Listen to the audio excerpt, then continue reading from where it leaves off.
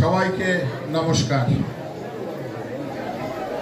আপনারা জানেন 5ই আগস্টের পর বাংলাদেশে যে সমস্ত ঘটনা ঘটেছে, বিশেষ করে বিভিন্ন সংখ্যালঘু জাতি গোষ্ঠীর উপরে,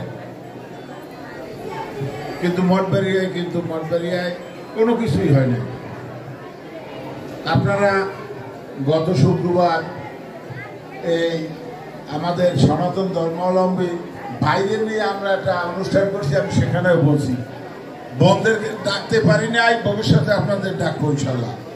তো যাই হোক, বিএনপি বিশ্বাস করে বাংলাদেশে কোনো সংখ্যালঘু বা সংখ্যাগুরু নাই, সবে বাংলাদেশের নাগরিক, সকলের সমান অধিকার।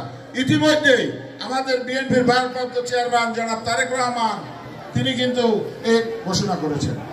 তারেক রহমান 5ই আগস্ট পট পরিবর্তনের পর সারা বাংলাদেশে আমাদেরকে নির্দেশ প্রদান করেছেন, বাংলাদেশে কোনো জায়গায় কোনো যারা এই সনাতন ধর্মাবলম্বী ভাইরা বা বিভিন্ন উপজাতি আরো যারা আছে তাদের উপর যাতে কোনো প্রকার আঘাত না আসে, এই জন্য আমাদেরকে সচেতন থাকতে বলা হয়েছে। আমরা মঠবাড়িয়ায় কিন্তু তারই ধারাবাহিকতায় মঠবাড়িয়ায় আমরা 108টা ওয়ার্ডে যাতে আপনাদের উপর কোনো ধরনের আঘাত না আসে, আমরা কিন্তু সেই জন্য মঠবাড়িয়ায় 108টি ওয়ার্ড, এই 108টি ওয়ার্ডেই কিন্তু আমরা একটা প্রতিরোধ যাতে কোনো আক্রমণ না হয়ে যায়, এই জন্য প্রত্যেক ওয়ার্ডে কিন্তু আমরা কমিটি করে দিয়েছিলাম। যাই হোক, আপনাদের এই অনুষ্ঠানে আমরা বিঘ্নিত আর ঘটাতে চাই না।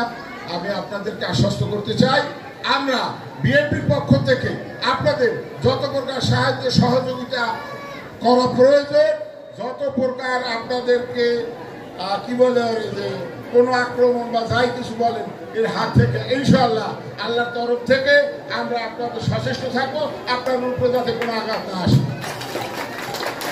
আমি আর বক্তব্য বাড়াবো না। আপনাদের সবাইকে ধন্যবাদ, সবাইকে আবার নমস্কার।